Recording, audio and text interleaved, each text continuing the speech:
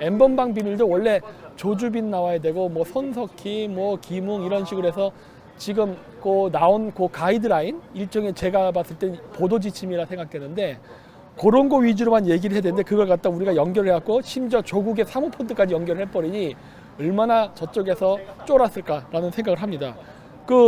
봤지만은 저희가 어제 한 방송도 욕 같은 거 없었잖아요. 아이고 여자분을 초대해놓고 제가 설마 거기서 욕 같은 거 하겠습니까? 속옷 쓰고 그런 거 한 적 없지요. 그럼에도 불구하고 영상을 날려버립니다. 네, 네 그렇습니다. 여기 주변에 사람들 많아요. 예, 그래갖고 일단 좀 제가 자리를 좀 해갖고 빨리 하고 있습니다. 버퍼링이 들어왔어요? 그럴 리는 없을 텐데.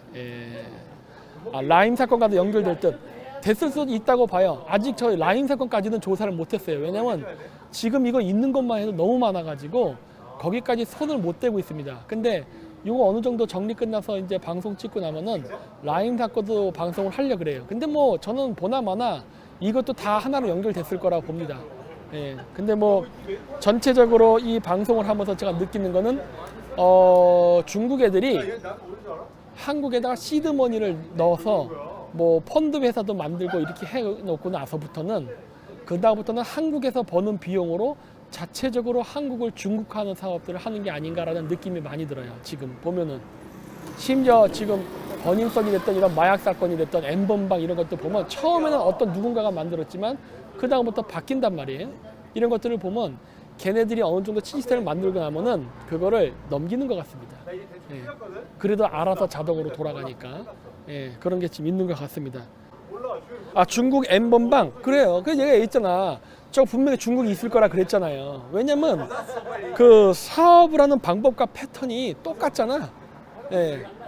그리고 우리나라 사람들 그런 얘기 많이 해요. 그러니까 그치 주로 좌파들이 중국하고 관계를 끊지 못한 이유가 그 사업 의존성 때문입니다.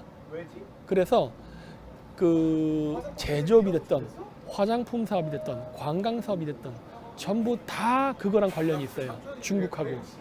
그렇기 때문에 이러한 그 섹스 산업이 됐던 마약 산업이 됐던 이런 모든 걸 할 때도 역시 좌파 사람들은 중국의 의존도가 높습니다. 그 얘기는 뭐예요? 수요층이 중국이라는 소리라고. 그럼 어떻게 되겠어요? 당연히 중국 앞에서 빌빌거릴 수밖에 없어요. 근데 이게 그런 음성적인 산업을 중국 고객에게 의존하게 되면 어떤 일이 벌어지느냐? 거기서 돈 세탁이나 그 여러 가지 그 검은 거래가 일어납니다. 그러다 보면 그게 결코 한국한테 유리할 수 없게 가요.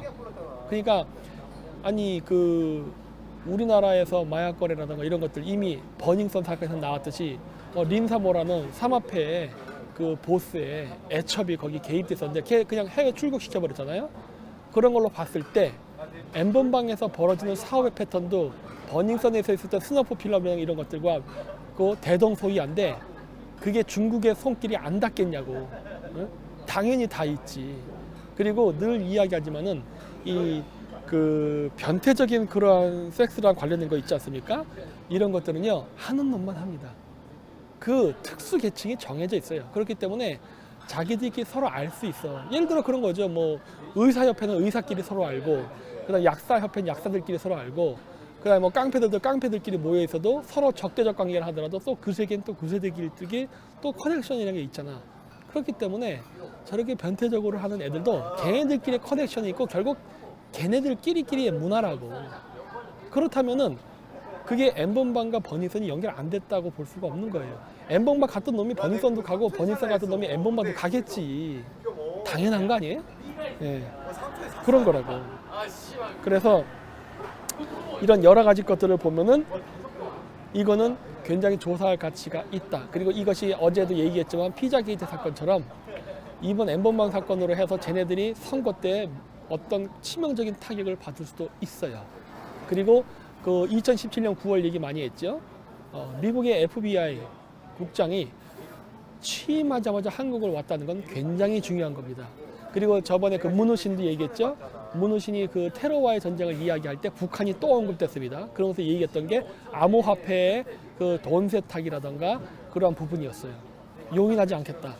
결국 그런 일이 발생하게 되면 결국 타겟은 어디로 오냐? 한국으로 옵니다. 왜?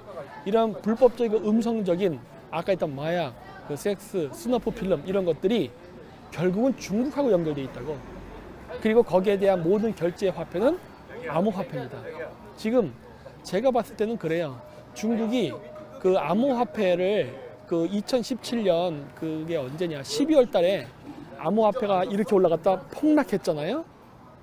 그러면서 그때 당시에 미국이 우리나라를 감시하고 하면서 암호화폐 거래를 하는 게 상당히 어려워졌습니다.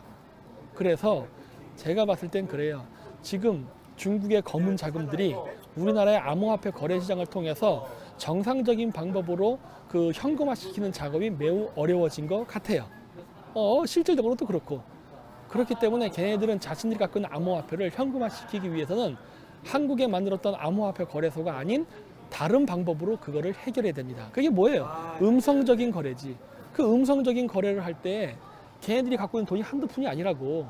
막 수천억씩 갖고 있잖아요. 그거를 갖다가 돈 세탁을 해야 되는데 그 수천억 규모의 돈 세탁을 단순히 우리가 스마트폰으로 하는 컴퓨터 게임 할 때 게임 머니라던가 뭐 이런 걸로 해서 되겠어요?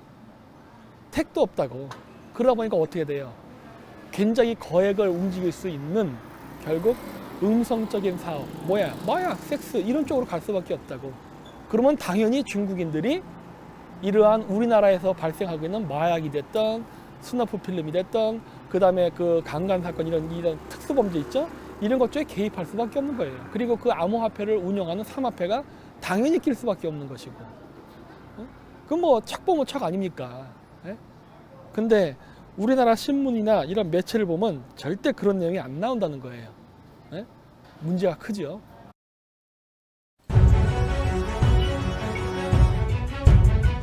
반중 친미를 해야만 되는 것이고, 반중 친미, 반중 친미, 반중하라고. 시종 일관 반중이에요. 중국 놈들 답이 나와 있는데 죽어도 반중을 안 하고. 반중 친미하니까. 항상 우리가 얘기하는 게 뭐예요? 어젠다가 중요하다는 얘기 많이 하잖아요. 반중 친미 안 해? 반중 친미해? 근데 왜 여러분들은 반중 친미 안 하세요? 반중이야.